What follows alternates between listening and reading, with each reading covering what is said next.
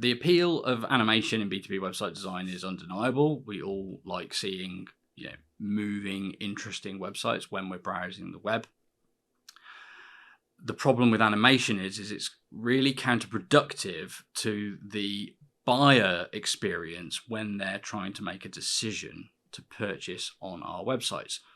So, you will see as you go around the web, a lot of the websites you visit are highly animated. There'll be moving UIs, there'll be animated infographics, there'll be, flowing elements and so on. And they're there because there's an innate desire amongst marketers and brands and businesses to look their best, to stand out, and to some degree to continually push the boundaries of what's possible, and a little bit of one-upmanship there that lead us to, enrich our websites and add to them in ways even when they're counterproductive to the result we're trying to achieve. Why is it counterproductive? Well, studies have shown, and a wide range of studies in a wide range of fields have proven that, motion is a very effective way to attract attention. Goes right back to, the early evolution of the human brain.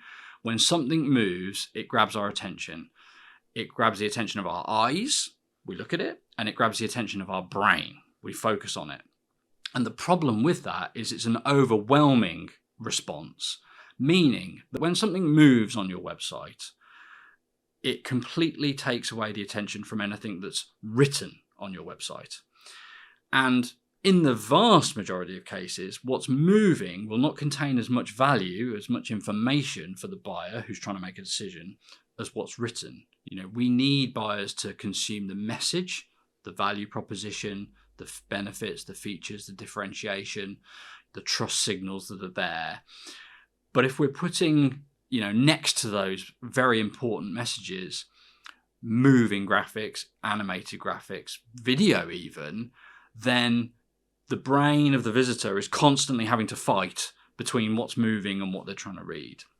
And so, in nearly all cases, having something moving, having something animated on your website is going to negatively impact the degree to which the buyer focuses on what you want them to, the degree to which the buyer understands what it is you're offering, and fundamentally, the overall conversion rate of visitors into high intent inquiries on that website, because they won't have the same degree of understanding of what's offered.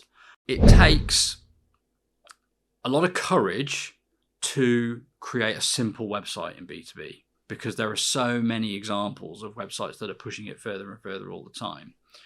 But in truth, what a buyer needs from your website when they're trying to make an important, potentially costly purchase decision is, in some ways, the opposite of what we're tempted to do as marketers most of the time.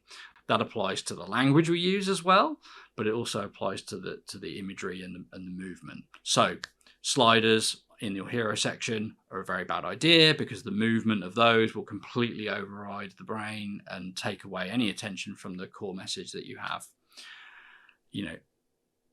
Fast moving animations of your user interface with cursors whizzing around and screens opening and closing, again, might feel like a good way to show people what you have to offer, but it's too much, and the brain will focus so much on what's moving, they won't even see what the screenshot potentially is trying to show them, and so on and so forth.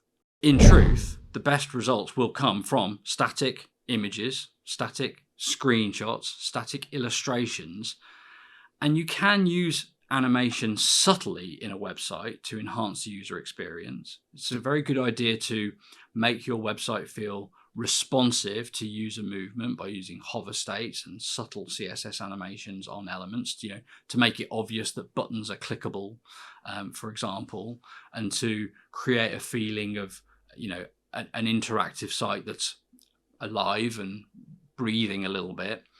But pushing a ton of animation into your illustrations, in putting automatically playing videos in places where you really want people to be reading. All of these things are going to lessen the amount of information that's consumed and lessen the conversion rate overall. We recently looked for examples of the best B2B SaaS websites in particular. And we found some really great examples that applied a lot of our best practices for demand capture, clear messaging around value propositions, direct and specific calls to action and so on. But it was interesting that we found quite heavy animation and movement in a lot of them, a lot of scroll jacking, a lot of animated infographics and UIs. And in the majority of cases, they will be detrimental to the overall results. There were only a few that dared to go as far as having a static website where their screenshots were presented clearly, but still where infographics and illustrations were not animated. And, I wager that those are the ones that will see the best results from their websites, because, it's one of the components of an effective buyer experience that goes so against our inclinations, our temptations as marketers, that it's really hard to do. It's really hard to be a marketer and say to other stakeholders, our website's going to be entirely static, but it is the way to generate the best results, to get the best performance. And, given that the result we're after is pipeline, there really should be no argument against it. But that's the world we live in, where there's lots of pressures placed upon people building websites from different stakeholders, even from themselves sometimes. Now, if you stop and look at data, then you can build a business case for all of these things, either by testing or by looking at your historic performance, or by really scrutinizing the advice and studies that are out there. Also referring to UX authorities, to get information about what works best in B2B website design. The information's all out there, but it isn't necessarily the first thing that we reach for when thinking about how we'll design our new homepage, for example.